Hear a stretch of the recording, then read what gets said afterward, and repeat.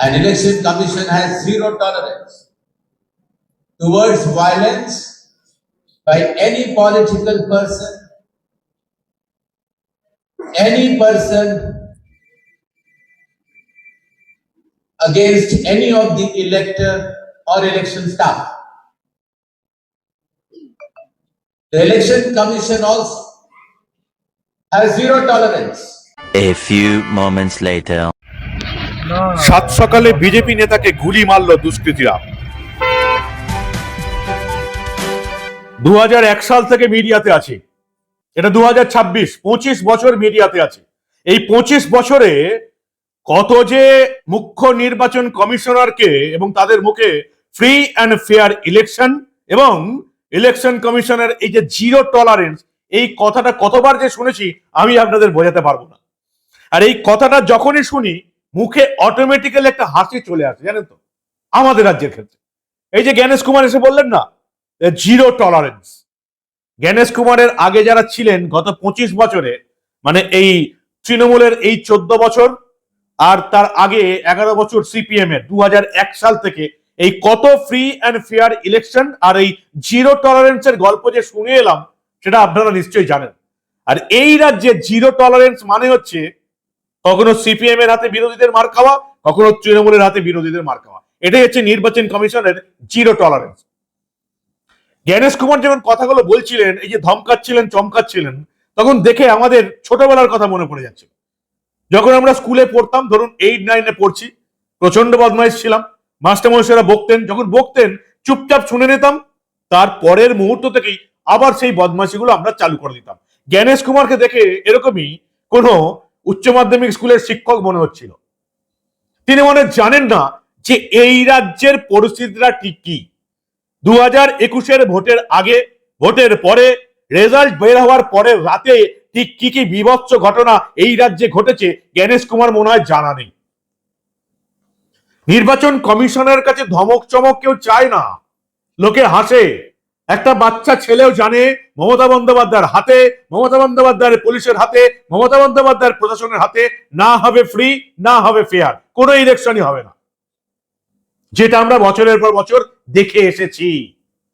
মমতা বন্দ্যোপাধ্যায়ের পুলিশ প্রশাসনের হাতে কোনোদিন শান্তিপূর্ণভাবে ভোট গ্রহণ সম্ভব নয়। যে মুখ্যমন্ত্রী প্রকাশ্য মঞ্চে ভয়ঙ্করতম সাম্প্রদায়িক উস্কানি দেন এবং মুসলিম ধর্মকে একেবারে জঙ্গি বা দুষ্কৃতী বলে দাগিয়ে দেবার চেষ্টা করেন এবং হিন্দু ধর্মের মানুষকে ছোট করে দেখান, একেবারে কি বলবো নিম্নমানের করে দেখান, যে তাদের কোনো বীরত্ব নেই, কোনো পুরুষত্ব নেই, সেই মুখ্যমন্ত্রীর রাজত্বে যে ভোটে কি হয় সেটা জ্ঞানেশ কুমারের বোঝা উচিত ছিল। যা হবার তাই হয়েছে, ধমক চমক করে দিয়ে চলে গেছেন, এটা করব সেটা করব, ঠিক তার পরের দিন দুষ্কৃতীদের গুলি বিজেপি নেতার বুকে। জ্ঞানেশ কুমার প্রচুর জ্ঞান দিচ্ছিলেন যে 2021-এ কি কি হয়েছে একবার দেখবো, 2021-এর ভোটের আগে ভোটের পরে কি কি অত্যাচার হয়েছে, সেই সমস্ত থানাগুলোতে কারা কারা ওসি ছিল। 21-এর পর এই 26 সালের ভোটের আগে এসে ওনার মনে পড়লো কারা কারা ওসি ছিল, তাদের বিরুদ্ধে বিচার বিভাগীয় তদন্ত হয়েছে কিনা। কে বিচার বিভাগীয় তদন্ত করবে? মমতা বন্দ্যোপাধ্যায় সরকার না কে করবে? ভারী ভারী ডায়লগ দিয়ে চলে গেল, আজকে সাগরে বিজেপি নেতার বুকে গুলি করে পালালো আততায়ীরা, দুষ্কৃতীরা। তার পরিবারের অভিযোগ তৃণমূলের আশ্রিত দুষ্কৃতীরাই এই ঘটনা ঘটিয়েছে এবং ঘটনা ঘটেছে একেবারে গঙ্গাসাগর কোস্টাল থানা এলাকার শ্রীদাম বাস স্ট্যান্ডের অদূরে। বাস স্ট্যান্ডের কাছে প্রকাশ্যে সকাল 8টা নাগাদ যেটুকু খবর পেয়েছি, এই যে বিজেপি নেতা, গঙ্গাসাগরের বিজেপি নেতা, সাগর অ্যাসেম্বলির প্রাক্তন ইনচার্জ ত্রিলোকেশ ঢালি মন্দির থেকে ফিরছিলেন, একেবারে বাস স্ট্যান্ডের কাছে তাকে গুলি করে মেরে পালালো দুষ্কৃতীরা। পশ্চিমবঙ্গের অবস্থাটা কি হয়েছে সেটা মনে হয় জ্ঞানেশ কুমার জানেন না।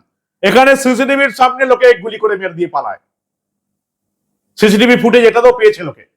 ত্রিলোকেশ ঢালি সে নিজে তিনি নিজে প্রার্থী হওয়ার জন্য ফর্ম ফিল আপ করেছেন, সাগর বিধানসভায় তিনি আবেদন করেছেন এবং যেটুকু জানা যাচ্ছে তার পরিবার বলছে বা এলাকার লোকজন বলছে, এই যে বিভিন্ন বিধানসভায় কয়েকজন প্রার্থীর নাম উঠে আসে না, 1, 2, 3, 4, 5, তেমনি এই সাগর বিধানসভাতেও এই ত্রিলোকেশ ঢালির নাম প্রার্থী হিসেবে উঠে এসছে। তিনিও ওই কয়েকজন ক্যান্ডিডেটের নামের মধ্যে আছেন, তাকেও বিজেপি টিকিট দিতে পারে, শক্তিশালী, তিনি একজন সম্ভাব্য প্রার্থী, তাকে বুকে গুলি করে দিয়ে চলে গেল। কি করবে জ্ঞানেশ কুমার? মমতা বন্দ্যোপাধ্যায়ের রাজত্বে, মমতা বন্দ্যোপাধ্যায়ের পুলিশের আন্ডারে, মমতা বন্দ্যোপাধ্যায়ের প্রশাসনের আন্ডারে না হবে ভোট, না হবে কাউন্টিং। কবে বুঝবে নির্বাচন কমিশন? আগে দেখুন মমতা বন্দ্যোপাধ্যায় প্রকাশ্যে ঠিক কিভাবে মুসলিম ধর্মকে জঙ্গি বানালেন এবং হিন্দু ধর্মের মানুষকে একেবারে ক্লিপ বানিয়ে রাখে দিলেন। দেখুন মমতা বন্দ্যোপাধ্যায়কে। আমরা আছি বলে না আপনারা সবাই ভালো আছেন, আর যদি আমরা না থাকি কোনোদিন সেরকম আসে, 1 সেকেন্ড লাগবে। একটা কমিউনিটি যখন জোট বাঁধে না, ঘিরে ফেললে 1 সেকেন্ডে দেবে একদম 12টা বাজিয়ে। যদি নিজেদের 13টা বাজাতে না চান, বিজেপির অপপ্রচারে কেউ ভুল বুঝবেন না। কি ভয়ঙ্কর উস্কানিতম ভাষণ! মুসলিম নাকি জোট বাঁধছে, তারা যদি একত্রিত হয় হিন্দু ধর্মের উপর ঝাঁপিয়ে পড়ে 13টা বাজিয়ে দেবে, 13টা বাজাবার আগে আমাকে ভোট দিন। অর্থাৎ মমতা বন্দ্যোপাধ্যায় একমাত্র হিন্দুদের রক্ষাকর্তা। এরপরেও যদি সনাতনী হিন্দুদের চৈতন্য না হয়, 500 টাকার লক্ষ্মীর ভান্ডার বাড়ানোর পর এই গ্রামের যে সমস্ত মহিলারা দিদি দিদি করে লাফাচ্ছে, তাদের যদি চৈতন্য না হয়, তাহলে আমার আর কিছু বলার নেই। জ্ঞানেশ কুমার কি বললেন? বড় বড় বীরত্বের কথা বললেন, শুনলাম, খুব ভালো লাগলো। একটা বাচ্চা ছেলেও জানে যে নির্বাচন কমিশন এরকম ভাবে চলতে গেলে ওই 2021-এর পুনরাবৃত্তি হবে। জ্ঞানেশ কুমার কি কি ধমক এবং চমক দিলেন এবং কি কি ডায়লগ দিলেন দেখুন আপনারা। एक सवाल ये आया था कि क्या कानून व्यवस्था के सुगम न होने पर वोटर्स हेल्पलेसनेस का अनुभव करते हैं। आगे आने वाले चुनावों में election commission will ensure An election commission has zero tolerance towards violence by any political person,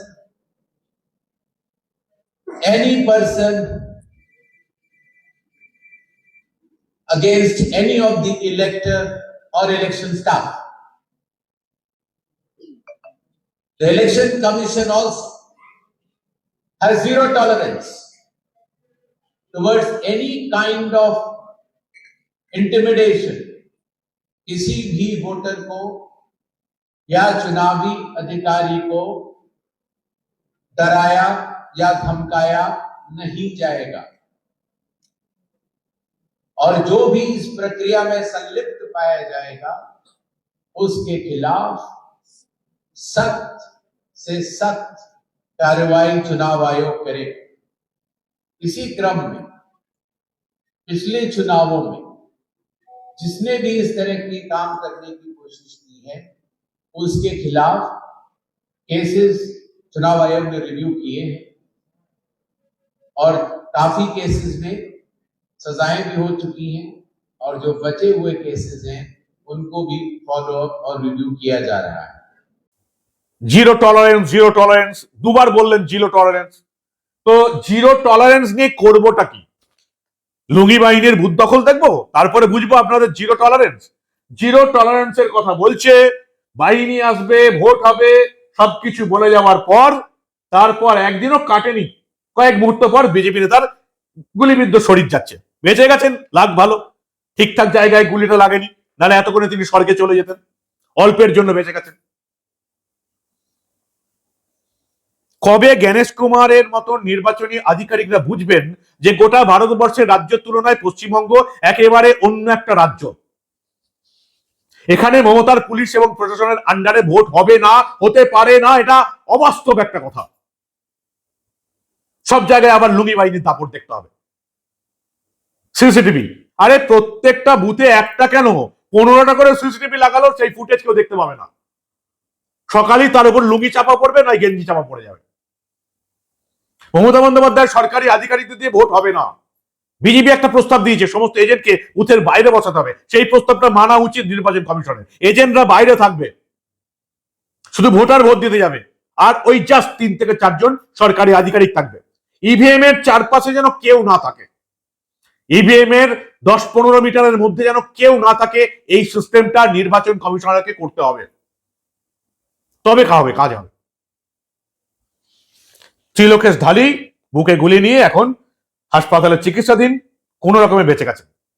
এরকম কত ত্রিলোকেশ ঢালিকে, কত বিজেপি নেতাকে আহত হতে মরতে দেখবো, সেটা এখন নির্বাচন কমিশনকে আমার প্রশ্ন। আজকে দেখলাম সুপ্রিম কোর্ট এই ট্রাইব্যুনালের নির্দেশ দিয়েছে, প্রধান বিচারপতির সঙ্গে হাইকোর্টের প্রধান বিচারপতি সুজয় পালের সঙ্গে বসবেন এখানকার যিনি সিও মনোজ আগরওয়াল, কিভাবে ট্রাইব্যুনাল গঠন হবে, সেখানে কজন বিচারপতি থাকবেন। তাও ট্রাইব্যুনাল করে কি হবে?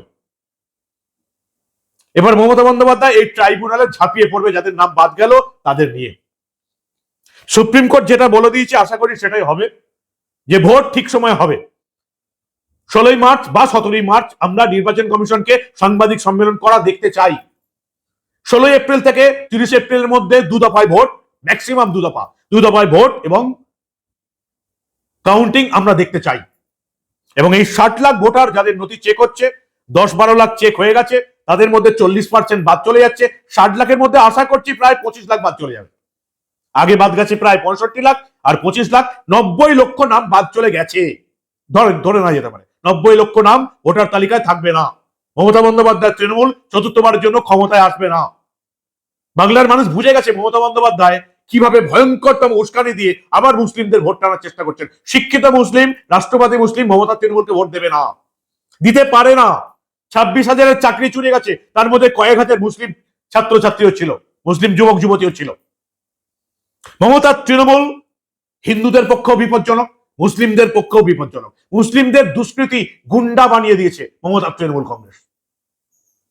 এখন এই ট্রাইব্যুনাল খোলা হবে, ট্রাইব্যুনালের উপর কত চাপ পড়বে সেটা দেখার জন্য ট্রাইব্যুনালটা বানানো হয়েছে। আর না হলে মমতা বন্দ্যোপাধ্যায় সুপ্রিম কোর্ট হাইকোর্টের উপর চাপটা তৈরি করতো, সেই জন্যই সুপ্রিম কোর্টের বিচারপতি সূর্যকান্ত বুদ্ধি করে এই ট্রাইব্যুনাল করে দিয়েছে। যা কিছু হবে ওই ট্রাইব্যুনালই হবে। অর্থাৎ সুপ্রিম কোর্টের বিচারপতির বেঞ্চ বুঝে গেছে যে মমতা তৃণমূল এই রাজ্যে ঠিক কি করে চলেছে। ওদিকে জ্ঞানেশ কুমারকে অপসারণের জন্য নোটিশে সই-সাবুত সংগ্রহ শেষ। আজকে লোকসভার স্পিকার ওম বিড়লাকে সরাতে গিয়ে একেবারে লেজে গোবর হয়ে গেছে তৃণমূল কংগ্রেস এবং বাকি বিরোধীরা। রাহুল গান্ধী, অভিষেক বন্দ্যোপাধ্যায় জ্ঞানেশ কুমারকে এবার সরাতে চান। ওম বিড়লাকে সরাতে গিয়েছিলেন লেজে গোবরে, এবার জ্ঞানেশ কুমারকে সরাতে চাইছেন, আরো লেজে গোবরে হয়ে যাবেন। সংখ্যা নেই, সাংসদ নেই, কিছুই নেই, শুধুমাত্র লোকসভার সময় নষ্ট করতে হবে। একদিন পার্লামেন্ট চালাতে খুব কম করে হলেও 10 কোটি টাকা খরচা হয়। 10 কোটি টাকা ওম বিড়লার জন্য ফালতু একদিন সময় চলে গেল, মানুষের 10 কোটি টাকা একদম লুটে গেল। আবার এই জ্ঞানেশ কুমারের জন্য একদিন সময় নষ্ট হবে, মানুষের 10 কোটি টাকা চলে যাবে। কবে এই রাহুল গান্ধী, অভিষেক বন্দ্যোপাধ্যায়ের মতো রাজনীতিবিদদের এই ভারতবর্ষ, এই পশ্চিমবঙ্গের মানুষ চিনতে পারবে, সেটাই এখন দেখার। জ্ঞানেশ কুমারের বিরুদ্ধে লোকসভার নোটিশ দেওয়া হবে, অপসারণ আনা হবে। জ্ঞানেশ কুমার যে সাংবিধানিক পদ হোল্ড করে আছেন, সেখানে ইমপিচমেন্ট প্রস্তাব আনা তো যাবে, কিন্তু 2/3 সংসদের ভোট চাই। এরা অর্ধেক ভোট জোগাড় করতে পারে না। 50% বেশি ভোট পেলে ক্ষমতায় থাকতো, সেই ভোটটা পায় না। এরা 2/3 ভোট জোগাড় করবে, যেটা সম্ভব নয় সেটা করতে চাইছে, আবার লেজে গোবরে হবে। জ্ঞানেশ কুমারের আন্ডারেই এবারের পশ্চিমবঙ্গ বিধানসভার ভোটটা হবে, এটা অভিষেক বন্দ্যোপাধ্যায়, মমতা বন্দ্যোপাধ্যায় জানেন। তবু মানুষকে টুপি পরাতে, লোকসভার সময় নষ্ট করতে, পার ডে 10 কোটি টাকা যেখানে খরচা হয়ে যায়, সেখানে মানুষের উন্নয়নের বদলে জ্ঞানেশ কুমারের অপসারণের কথা হবে, পুরোপুরি ফালতু জিনিস। এবং এর উদ্যোগ মমতা বন্দ্যোপাধ্যায় এবং অভিষেক বন্দ্যোপাধ্যায়ের তৃণমূল কংগ্রেস নিয়েছে। 2/3 সংখ্যা গরিষ্ঠতা কোনোদিন সম্ভব নয় এই বাজারে, এই লোকসভায়, এই রাজ্যসভায়। আজকে আমরা আরেকটা খবর দেখলাম, দিল্লিতে বিজেপির একটা বৈঠক হলো। এখান থেকে বঙ্গ বিজেপির নেতারা গেছেন, শুভেন্দু অধিকারী, শ্রমিক ভট্টাচার্য, বাকি অনেকেই গেছেন। জেপি নাড্ডার বাড়িতে বৈঠক হলো। মনে করা হচ্ছে ভোট এবং বাকি সবকিছু নিয়ে বৈঠক হয়েছে। প্রার্থী সিলেকশন নিয়েও মনে হয় কোনো আলোচনা হয়েছে, এমনটাই সূত্র মারফত জানা যাচ্ছে। এখন বিজেপি কত তাড়াতাড়ি প্রার্থী ঘোষণা করতে পারে তার উপর অনেক কিছু নির্ভর করছে। 16ই মার্চ যদি সাংবাদিক সম্মেলন হয় সোমবার, তাহলে 16 বা 17 এপ্রিল থেকে ভোট হয়ে যাবে। 2 দফায় ভোট যদি হয়, ওই এপ্রিলের দ্বিতীয় অংশে ভোট এবং কাউন্টিং হয়ে যাবে। তৃণমূল 294 আসনের প্রার্থী তালিকা ধরে বসে আছে। 16 মার্চ আদর্শ আচরণবিধি চালু হলে, সাংবাদিক সম্মেলন হলে, বা সেটা ম্যাক্সিমাম 17 মার্চ হতে পারে, তার 1 থেকে 2 দিন পরেই একেবারে প্যারেড করিয়ে তৃণমূলের প্রার্থী তালিকা ঘোষণা হয়ে যাবে। বিজেপি নিজেদের প্রার্থী তালিকা কবে ঘোষণা করতে পারবে? একটা পজিটিভ বার্তা কি বাংলার মানুষকে দিতে পারবে? এ দেখো, আমরাও প্রার্থী তালিকা ঘোষণা করে দিলাম। লড়াই হাড্ডাহাড্ডি করতে গেলে বিজেপিকে তৃণমূলের সঙ্গে সঙ্গেই প্রার্থী তালিকা ঘোষণা করতে হবে। ওই লোকসভার মতন আজকে 20টা, কালকে 25টা, 7 দিন পর আর 25টা, তারপরে 30টা, এরকম করলে হবে না। মানুষকে পজিটিভ বার্তা দিতে হবে বিজেপির তরফ থেকে। কমসে কম অন্তত 294 যদি না হয়, ভোট ঘোষণার পরের দিনই 100 জনের বিজেপির প্রার্থী তালিকা ঘোষণা করে দেওয়া উচিত, তারপরে 194 এর প্রার্থী তালিকা ঘোষণা করা উচিত। এখন দেখার কথা তৃণমূল এবং বিজেপির যে প্রার্থী তালিকা কবে ঘোষণা হয়।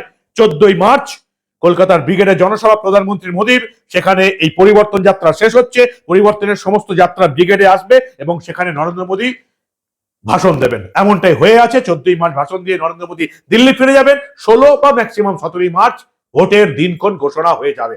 90 লক্ষ ভোটার বাদ চলে যাচ্ছে। কতজন ভোটার শেষ অবধি ভোট দিতে পারবেন সেটাও এখন দেখার। তৃণমূল কংগ্রেস চতুর্থবারের জন্য ক্ষমতায় আসছে না যদি শুধু ভোটের দিন আর কাউন্টিং এর দিন বিরোধী রাজনৈতিক দল একটু জোর দিতে পারে। কি বলবেন আপনারা? পরিবর্তন না হলে বাঁচার রাস্তা নেই। হিন্দু বাঙালি শেষ হয়ে যাবে। মমতা বন্দ্যোপাধ্যায় এখনই উস্কানিমূলক মন্তব্য দিচ্ছেন। মমতা বন্দ্যোপাধ্যায়ের ভরসায় হিন্দু বাঙালিকে এই রাজ্যে বেঁচে থাকতে হবে? মমতা বন্দ্যোপাধ্যায়ের ভরসায় আমাদেরকে অন্য কোনো ধর্মের হাত থেকে আমাদেরকে ভয়ে বাঁচতে হবে? কি বলছেন মমতা বন্দ্যোপাধ্যায়? কবে আপনাদের চৈতন্য হবে?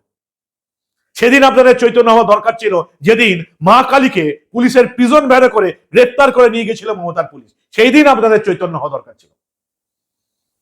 পরিবর্তন চাই, না হলে বাঁচার রাস্তা নেই। এই মমতা বন্দ্যোপাধ্যায়ের এই চোর, চিটিংবাজ, তোষণবাজ দলটাকে হারাতেই হবে, তাছাড়া আমাদের বাঁচার রাস্তা নেই। মা বোনেদের বোঝান, যারা 1,500 টাকার লক্ষ্মীর ভান্ডার পেয়ে ভাবছে মমতা বন্দ্যোপাধ্যায়ের আমলে খুব ভালো আছি, ভয়ঙ্কর বিপদ তাদের জন্য অপেক্ষা করে আছে। 2026-এর বিধানসভা আমাদের লাস্ট ট্রেন হিন্দু বাঙালির। মমতার তৃণমূলকে যদি হারাতে না পারি তাহলে আমাদের মাথায় খাড়া ঝুলে যাবে। বাড়ির দরজায় বিপদ ওয়েট করে বসে আছে। এখন সবটাই আপনাদের উপর। কি বলবেন আপনারা? আপনাদের মূল্যবান এবং গুরুত্বপূর্ণ মতামত জানান দা নিউজ বাংলার কমেন্ট সেকশনে। দেখতে থাকুন দা নিউজ বাংলা। আমরা আবার এই রাজ্যে ঘটে যাওয়া নির্বাচন কমিশন সম্পর্কে এই ধরনের অনেক ঘটনা, বা বিজেপি নেতাকে গুলি করে চলে যাচ্ছে, অনেকে ছোট করে ঘটনাটা দেখাবার চেষ্টা করছে, আমরা কিন্তু এই ধরনের অনেক ঘটনায় চেপে রাখতে দেব না।